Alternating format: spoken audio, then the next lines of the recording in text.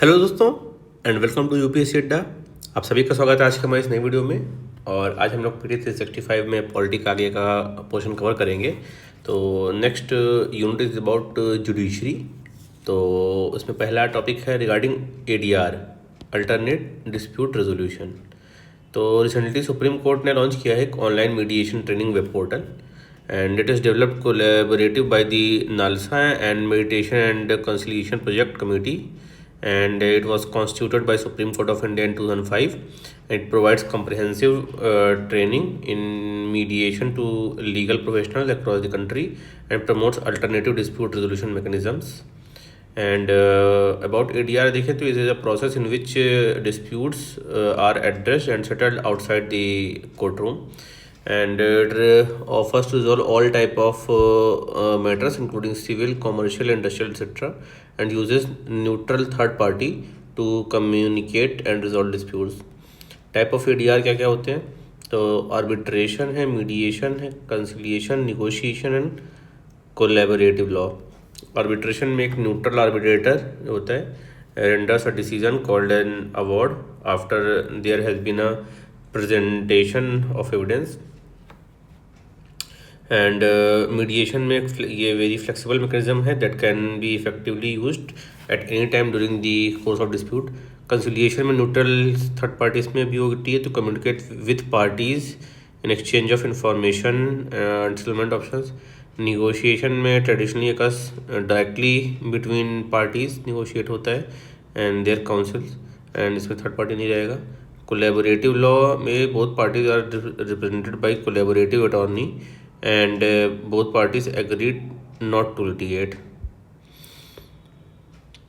Existing framework on arbitration का देखें, domestic में आर्बिट्रेशन एंड कंसिलिएशन एक्ट 1996 है एज पर the UN CITRAL model law applicable to all the kinds of arbitration, and the act has been amended in 2015 में, फिर 19 में, फिर 21 में अमेंड किया गया है। जो 21 में लेटेस्ट जो arbitration and conciliation amendment act है, it allows for the unconditional stay of enforcement and arbitral awards, and this amendment was effective retrospectively from October 23 से अक्टूबर 2015 से। Indian New Delhi International Arbitration Centre Act 2019 है for the facilitating the institutional arbitration, and Indian Council of arbitration है। ये सारे domestic steps हैं। Global framework में जो है इंटरनेशनल कोर्ट ऑफ आर्बिट्रेशन है and permanent court of arbitration है established by the convention of pacific settlement of internal disputes, and India भी इसकी पार्टी है। And UN CITRAL model law है for international commercial mediation and international settlement agreements. Next coming to the mediation act of 2023। तो mediation act जो है president of India granted assent to this, pass हो गया, act बन गया है। की हाईलाइट क्या है इसके? तो कुछ स्पेसिफिकेशंस हैं, लाइक फर्स्ट पहले it defines mediation.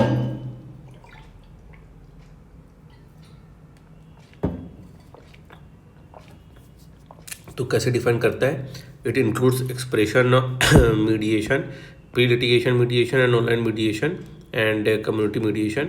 Parties attempt to reach an amicable settlement of their disputes with assistance of a third person referred to as a mediator. Voluntary litigation mediation, it can attempt to settle civil or commercial disputes by mediation. Disputes not fit for mediation क्या है? इसमें एक list है that ये क्या क्या चीज़ें नहीं इंक्लूडेड है. Territorial jurisdiction to take place within the territorial jurisdiction of the court of tribunal. Timeline for conducting mediation दिया गया है. Establishment of Mediation Council of India है and defines mediation service providers and enforceability. ये सारी चीज़ें define किया गया mediation act में. नेक्स्ट इज लोक अदालत, इसको पीपल्स कोड भी बोलते हैं. वन ऑफ द ADR है एंड स्टैट्यूटरी स्टेटस दिया गया इसको legal service authority act of 1987 के द्वारा. 2002 में act was amended to establish permanent लोक अदालत and guided by the principle of natural justice होता है, and they are not bound by the code of civil procedure and भारतीय साक्ष्य अधिनियम इन सबसे बाउंड नहीं है. It has हालांकि same power of the civil code under the CPC of 1908, and the decision जो होता है ये फाइनल एंड बाइंडिंग होता है, and no appeal can be made against this decision. Cases refer to the Lok Adalat includes any code, any case pending before court, any dispute which has not been brought before court and is likely to be filed in court. दोनों type की cases लोक अदालत में जा सकते हैं. Nature of the cases undertaken में matrimonial disputes हो गए, property, motor accidents, land acquisition, ये सब जाता है लोक अदालत में. फर्स्ट लोक अदालत जो है 1982 में जूनागढ़ गुजरात में की गई थी. Next is free legal add. Supreme court issues directive for free legal service authority to ensure the access to free legal aid for prisons inmates. तो free legal aids in India refers to provision of free legal aid in individuals who are unable to afford legal representation or access to the justice system, उनके लिए दिया जाता है. Constitutional provision अगर देखें तो article 21 है, तो no person shall be deprived of life and personal liberty except according to the procedure established by law. And article 39A है, इसमें ensure justice are not denied to any citizen because of the economic and other disabilities. ये 42nd amendment act में DPSP में add किया गया था. Statutory provision for legal aid देखें तो लीगल सर्विस अथॉरिटी एक्ट 1987 का है to constitute this legal service authorities, and इसके अंडर में नलसा, SLCA और DLSA ये सारे नेशनल, स्टेट और डिस्ट्रिक्ट लेवल में फॉर्म हुए. एंड भारतीय नागरिक सुरक्षा संहिता जो है उसका सेक्शन 341 है. इसमें legal aid to accused at state expense in certain cases where accused lacks the mean of legal engagement, ये प्रोवाइड किया गया है. And government step taken to legal aid, तो उसमें दिशा स्कीम है, tele law, Nyaya Mitra programme and लोक अदालत सारे हैं. नलसा के बारे में देखते हैं. National legal service authority statutory body है, constituted in the LSA act of 1987 to provide free and competent legal services to weaker section of society and functions to formulate policies, principle and guidelines and frame effective schemes for the state legal service authority to implement legal service program throughout country and monitor and evaluate the implementation of the legal aid program, organize lok adalat for amicable settlement of the disputes. Eligibility for free legal aid, तो women and children, industrial workers, mentally ill person, victims of trafficking and member of SC/ST, victim of mass disaster and personal custody in the juvenile homes वगैरह, and persons whose annual income is less than the amount prescribed by the respective state government, and if the case is before court has other than Supreme Court and less than 5 lakhs if case is before the Supreme Court. तो annual income 5 lakh से कम है तो supreme court के सामने अगर case नहीं लड़ पाएगा तब दिया जाएगा free legal aid. Tribunal system in India देखा जाए तो Allahabad high court held that appeal against the order of central administrative tribunal CAT जो है exercising contempt jurisdiction under the Administrative Tribunal Act 1985 lies before Supreme Court only and not the High Court. इस वजह से news में था. Tribunal system in India देखें अगर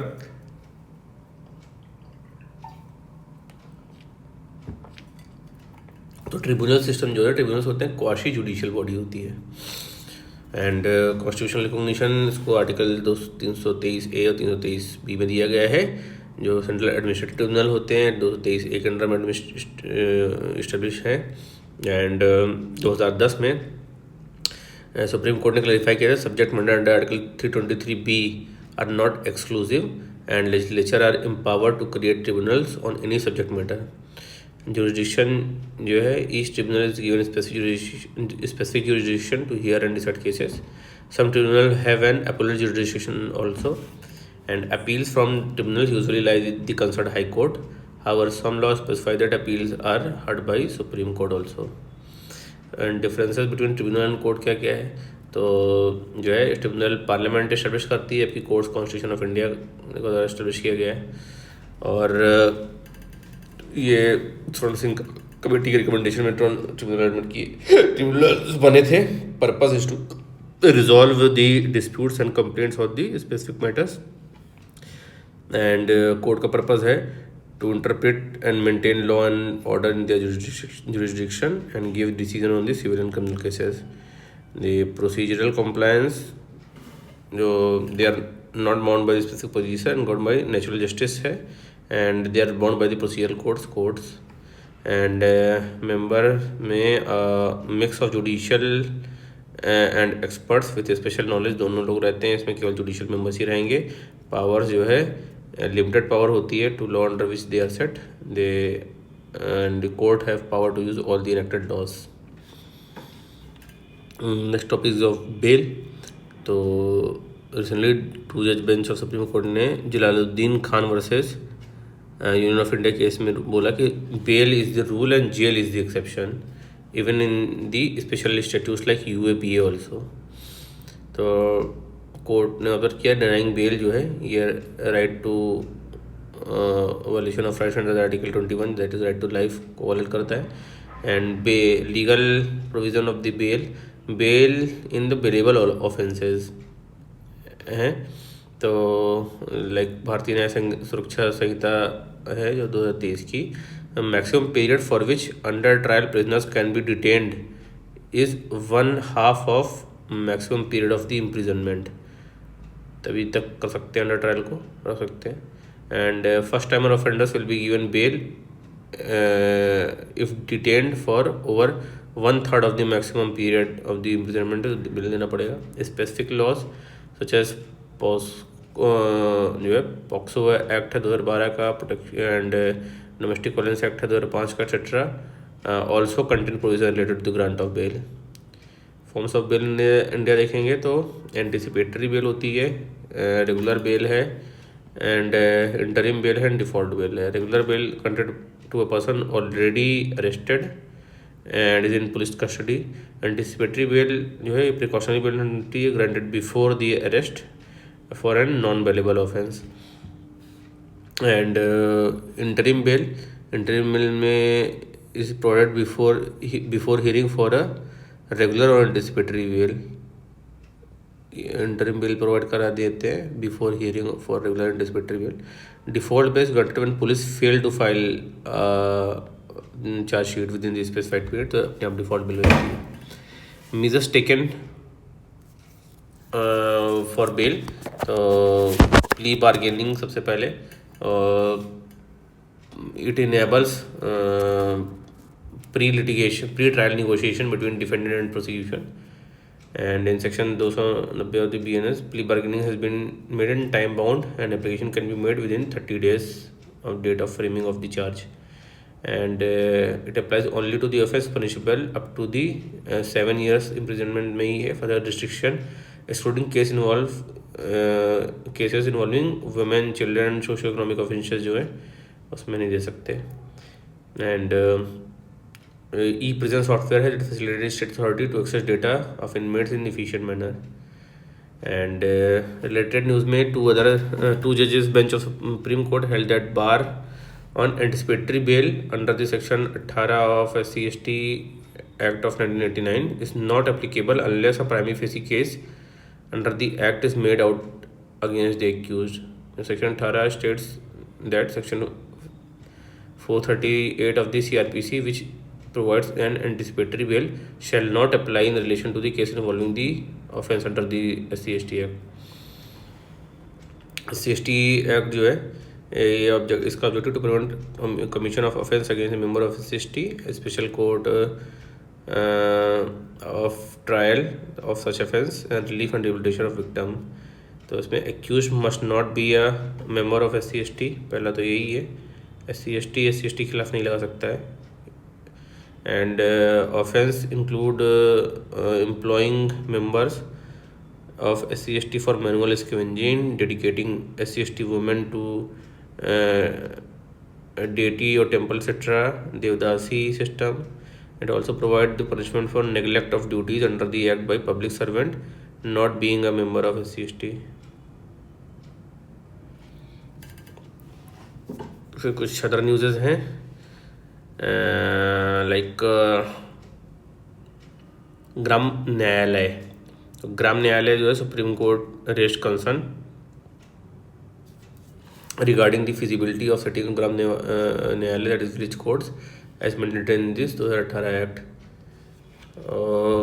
इसको जो है पर्पस था to ensure that opportunity for securing justice are not denied to any citizen. And जो ग्राम न्यायालय होते हैं they are deemed to be a court of judicial magistrate of first class. State government appoint करते हैं ग्राम न्यायाधिकारी for each ग्राम न्यायालय। Jurisdiction जो है shall be mobile court with both civil and criminal, दोनों jurisdiction होता है ग्राम न्यायालय का। And disputes are to be settled with the help of conciliation between the parties, and they are not bound by the rules of evidence provided in the Indian Evidence Act। In natural justice पे काम करते हैं। And जो natural evidence act है अभी इसको replace करके भारतीय साक्ष्य अधिनियम बना दिया गया है। Then contempt of court. Contempt of court में Jharkhand government has filed a contempt petition against the centre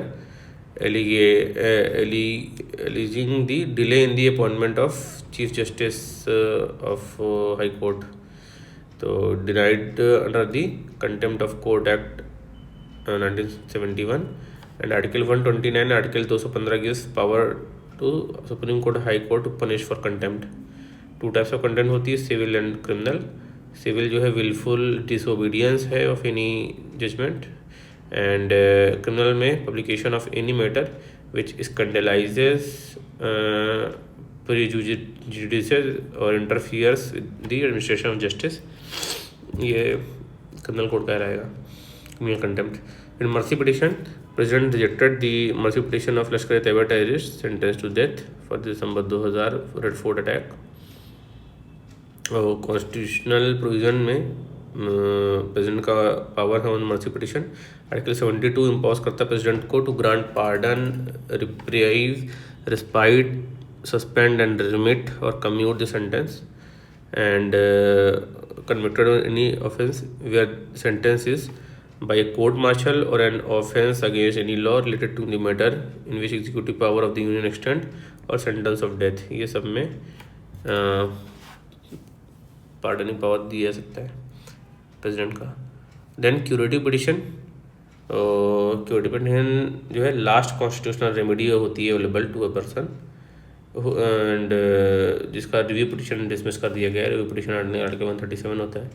ये union shape in the Rupa Ashoka Hurra versus Ashoka Hurra case.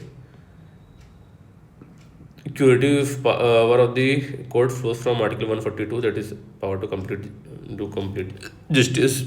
then fast track special courts, so they are much more efficient in handling the rape cases and for those under the POCSO Act according to the report of Indian Child Protection।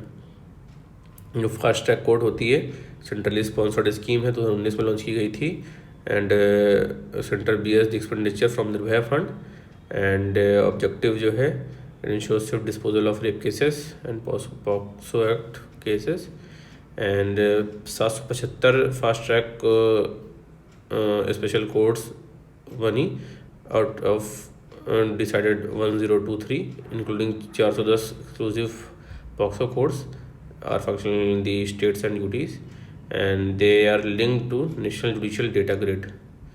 Zero FIR, so zero FIR refers to the FIR that is registered irrespective of the area where the offence is committed, and once registered it is transferred to the appropriate police station for investigation and no regular FIR number is provided initially and the provision of zero FIR is under section 531A of Bharatiya Nyaya Suraksha Sanhita based on the Justice Verma Committee recommendation after the Nirbhaya case report।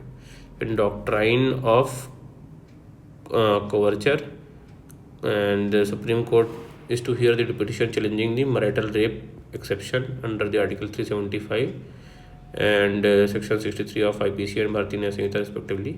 So Supreme Court in Joseph Shine versus Union of India held that marital rape exception stems from doctrine of coverture। Doctrine of coverture जो है एक legal doctrine है under the English common law that places a married woman under the cover of her husband, treating them as a single entity and it suspends the very being or legal existence of marriage women after marriage, and in theory it seeks to pass on her property to the husband, restricting her ability to hold property, enter into contracts, etc. Doctrine of harmonious construction. So while refusing to condone the delay, Supreme Court laid down the principle to provide harmonious construction to Section 3 and 5 of Limitation Act 1963. So none of the condonation of delay encompasses discretionary power of the court to extend prescribed time limit for filing an appeal or application. तो doctrine of harmonious construction क्या है? तो that in case of conflict between two laws, their interpretation should be in a way in which spirit of essence of both laws are maintained, and it is originally traced back from the First Amendment made in the judgment of the Shankari Prasad case. ये हो गया judiciary से related. फिर कुछ important legislation bills हैं, like criminal law reform act. तो उसमें the 3 new criminal laws that were passed in 2023 have come into effect from 1 July 2024 से.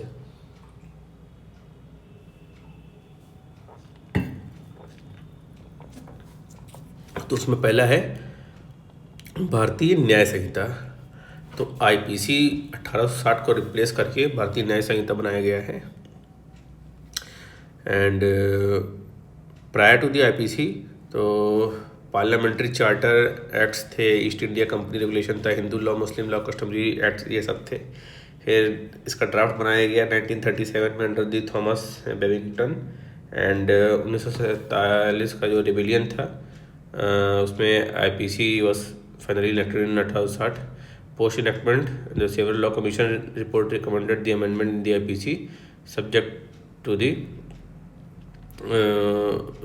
on subjects including the offences against women, food adulteration, death penalty, etc. सब पे अपना law commission की report आती रही है. पी जो भारतीय BNS है अपना 2023 का, उसका की प्रोविज़न क्या है? For the first time community services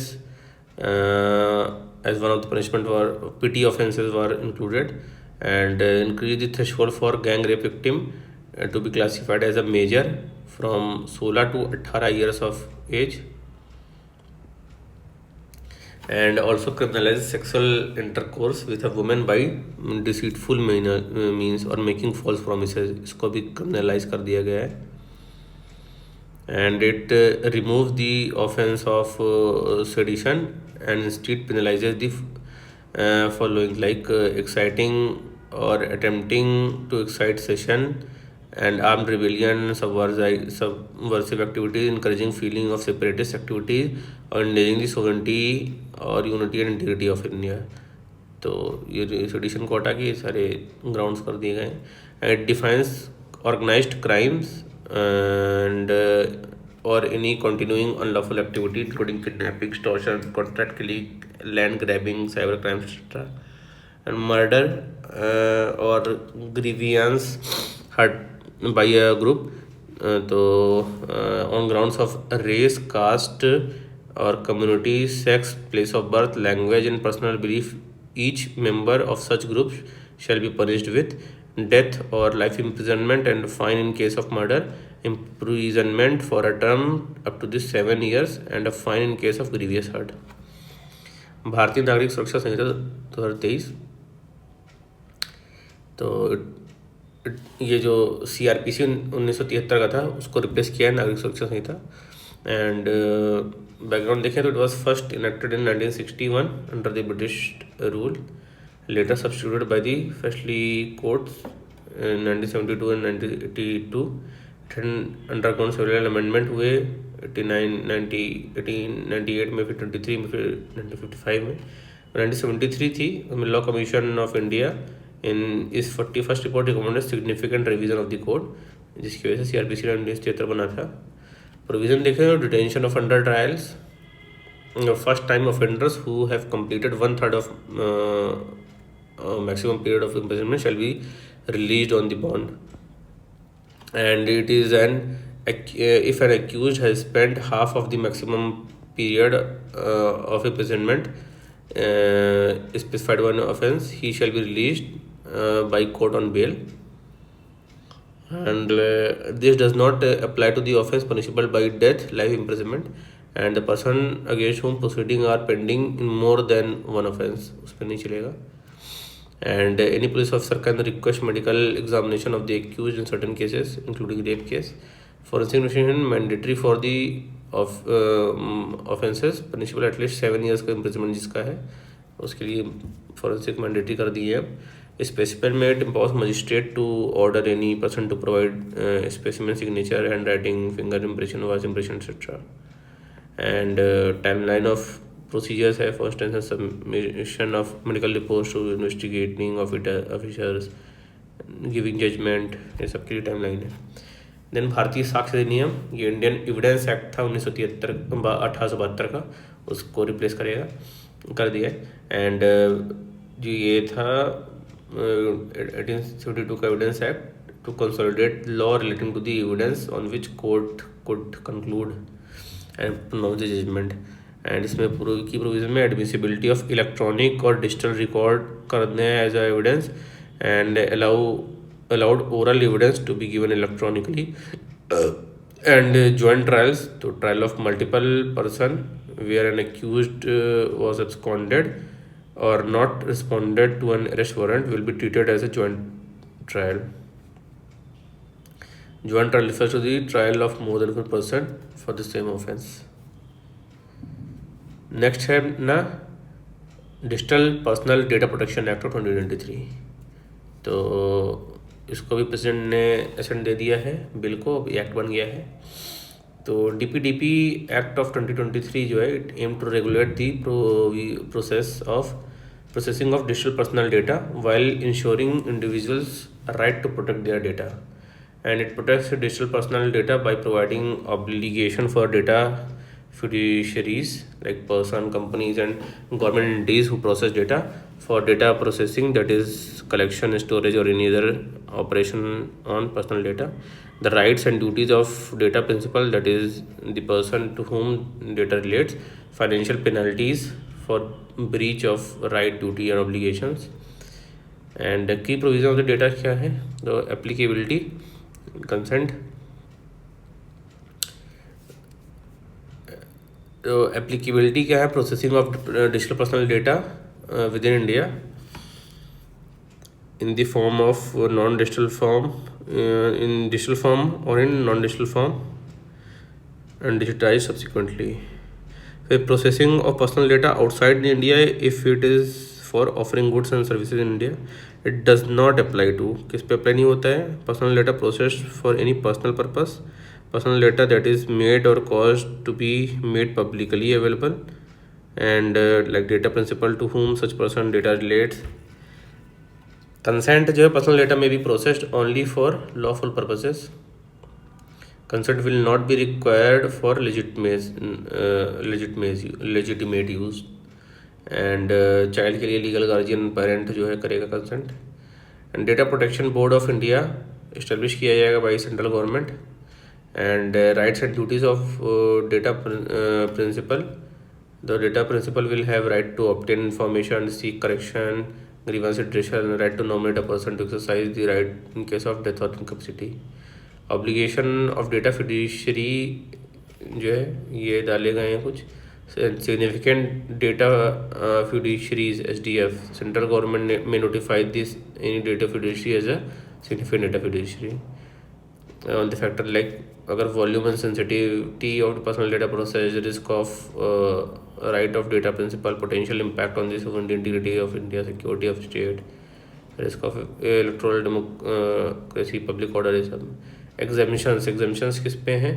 तो जो है they are not applying specific cases for notified agencies और for research, for startup or other notified categories, to enforce legal rights, prevention and investigation of offences, to perform judiciary and regulatory functions, to process in India personal data on non-residents. A processing of personal data in children, data facility must not undertake while processing the personal data of the child, data vendor must not undertake the processing that is likely to cause any detrimental effect. Tracking और behaviour monitoring सब नहीं कर सकते हैं. Cross border transfer, it allows transfer personal data outside India except to countries restricted by the government. And penalties जो है in act specify penalties for various offences up to 200 crore for non fulfilment. Then आता है अपना public examination prevention of unfair means rule 2024.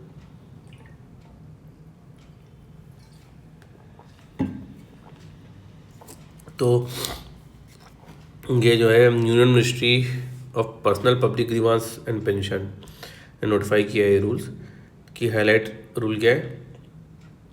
Provide for venue in charge to take appropriate action to including filing an FIR अगर prime facie unfair means हुआ कुछ तो.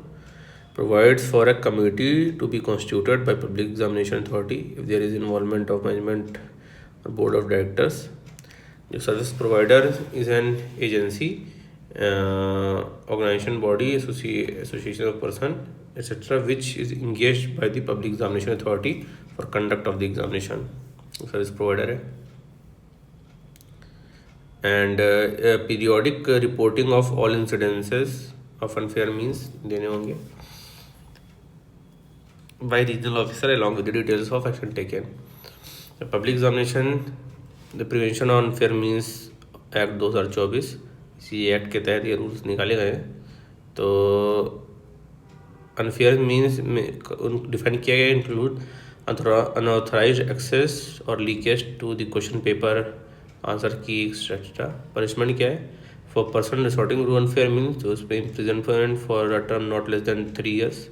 और service providers और any person और ग्रुप कमिटिंग ऑर्गेनाइज क्राइम तो उसमें fine up to 1 crore है. And proportionate cost of examination shall also be recovered.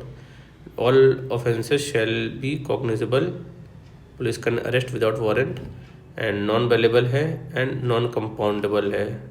compromise between the victim and accused are not allowed in this case. Public examination means any examination conducted by the Public Examination Authority as specified in the schedule, conducted by such other authority as may be notified by the central government. Then एक telecommunication act 2023 तो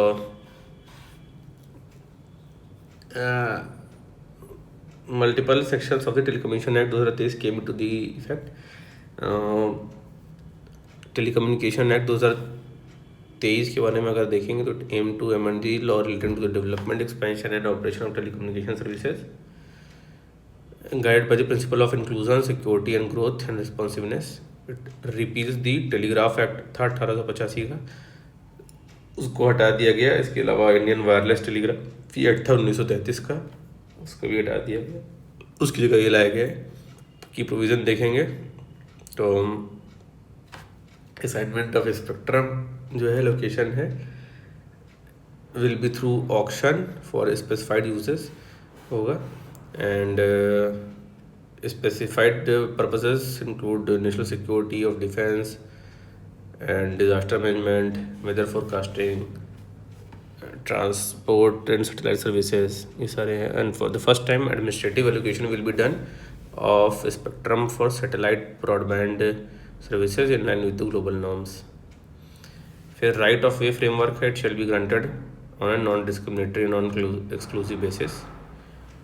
right of way, it entities building infrastructure can seek right of way facilitating use of property or the public and private property. The protection of users, central government may provide for measures to protect users, example prior consent and creation of do not disturb registers.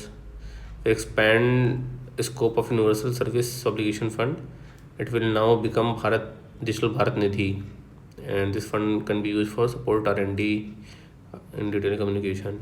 Powers of interception and search, the message can be intercepted, monitored or blocked on certain grounds, including security of the state, public order and prevention of incitement of offense.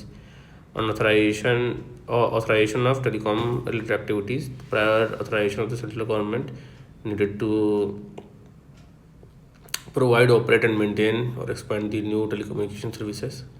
Regulation of OTT, the OTT platform will not be regulated under this act. Internet shutdowns. तो according to the data from the Software Freedom Law Centre, India recorded 60 internet shutdowns in 2024, which is the lowest in the 8 years. Internet shutdown जो है intentional disruption of internet communication for specific period within location. Reason क्या होता है? National security की वजह से, prevention of social unrest, prevent cheating and security of public order. Provision देखें internet shutdown के लिए, तो currently suspension of telecom services govern by the temporary suspension of telecom services rules of 2017, which is notified under the Telegraph Act of 1885, and it provides for a temporary shutdown of telecom services in the region on ground of public emergency. Order of temporary suspension जो है ये देता है under this rule 3-member review committee headed by the cabinet secretary at central level and chief secretary at the state level, ये देगा। Supreme court judgement in Raja Basin case था 2020 का, उसमें बोला कि freedom of speech and expression through medium of internet is an internal part of article 19(1)(a) है, and accordingly any decision on the same must be in accordance with the article 19(2) होना चाहिए। In relation to internet shutdown court has passed the following direction, तो ये temporary duration के लिए ही होना चाहिए, and any order suspending internet issued reception must adhere to the principle of proportionality है and subject to judicial review। फिर है कंज्यूमर प्रोटेक्शन एक्ट CPA 2019। तो consumer protection act supreme court ने ओवररूल किया नेशनल कंज्यूमर डिस्प्यूट रेडिशनल कमीशन 2007 के judgement को।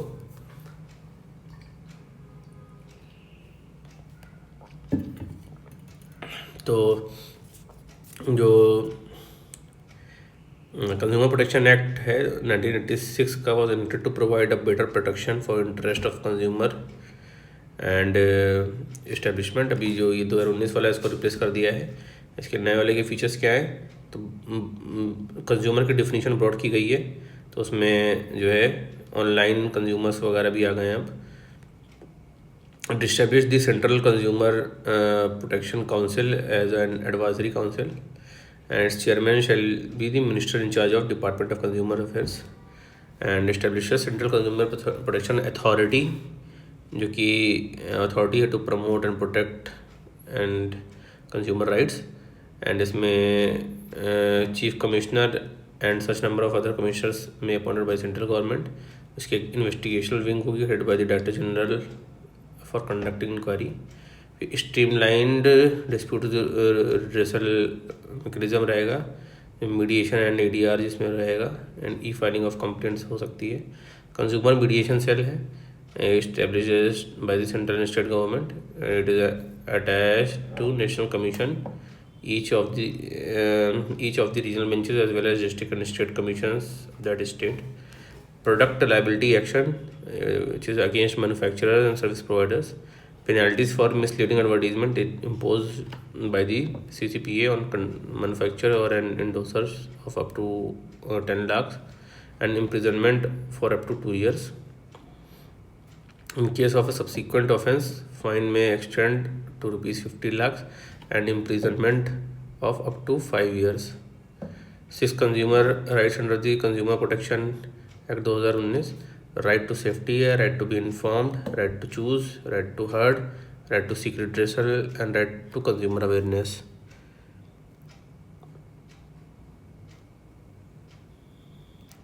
Then CCPA ने issue किया है एडवाइजरी ऑन दी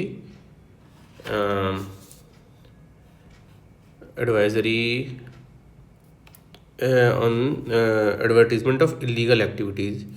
तो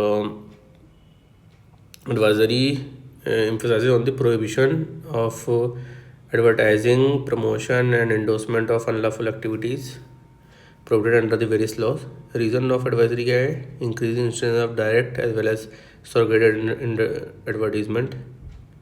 Status of betting and gambling in India में देखें तो ये स्टेट सब्जेक्ट है 7 शेड्यूल के अंडर में कॉन्स्टिट्यूशन के, listed in the entry 34 and entry 62 for the purpose of taxation in the state list, and it based on the erstwhile Public Gambling Act of 1867.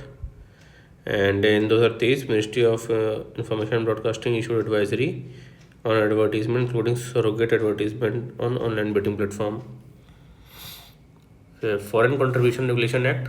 So recently, Ministry of Home Affairs has registered diversion of foreign funds for carrying out anti-development activities or inciting malicious protest and religious conversions to deny or cancel the FCRA registration of NGOs. And about the Foreign Contribution Regulation Act देखें तो foreign contribution means donation, delivery or transfer made by any foreign source or of any article, currency and security.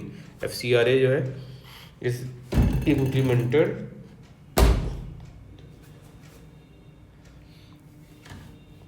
FCRA is implemented by the Ministry of Home Affairs, supported by the Intelligence Bureau. And major provisions post 2020 amendment अगर देखें तो foreign funds जो है prior permission to receive foreign funds through registration with mandatory Aadhaar submission है.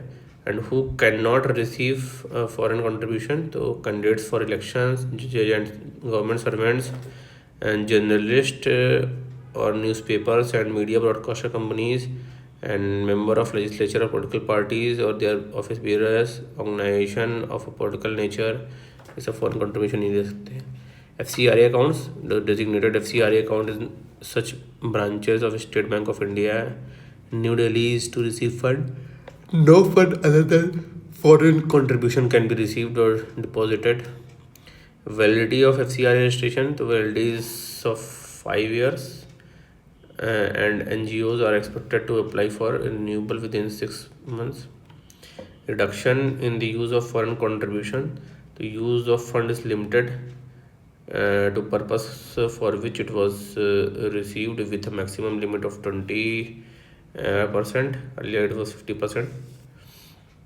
Submission of annual report, the compulsory filing of annual returns, and in case of contravention, government can restrict the usage of unutilized foreign contribution after inquiry.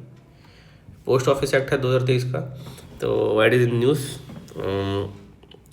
Post office act 2023 came into effect by repealing in post office act 1998 का था, उसको हटा के आया है. तो director general of postal services DGPS will be appointed to head India Post. It will have power to make regulation in matters such as charges for services, supply and sale of postage stamps, etc. And the powers to intercept postal article. The government can intercept an article transmitted through Indian Post on specified grounds, जिसमें security, facilitation of foreign, public order, emergency and public safety. ये exemptions from liability. Post office will not incur any liability with regard to its services except such liability as may be prescribed with regard to the service provided by the post office. There is no penal provisions prescribed in the act. Postal system during British area जो है first India East India Company open first post office 1727 में पहला post office खुला था. Lord Dalhousie recognised Indian post offices as a separate organisation of national importance, and the present site of General Post Office of Kolkata was the site of first Fort William. तो ये हो गया हम लोगों का आज का जुडिशरी और वेरियस जो न्यू एक्ट्स हैं उनके बारे में. तो hope you like this video. आगे का पोर्शन हम लोग नेक्स्ट वीडियो में कवर करेंगे. अगर अच्छा लगा तो लाइक का बटन दबाएं और आपकी जो भी सुझाव हो, जो भी फीडबैक हो, कमेंट सेक्शन में प्लीज़ टाइप करें. I will be very happy to answer them. And video ज़्यादा से ज़्यादा शेयर करें अपने दोस्तों में, अपने स्टडी सर्किल में, एंड डिस्कस करें आपस में, देखें, रिवाइज करें. 1x 2x बेल लगा के देख सकते हैं जल्दी वीडियो कवर करने के लिए. And keep studying, keep working hard. मिलते हैं नेक्स्ट वीडियो में. And the test cause is आज का कोट है कि learn like you have to live forever, live like you have to die tomorrow. Bye.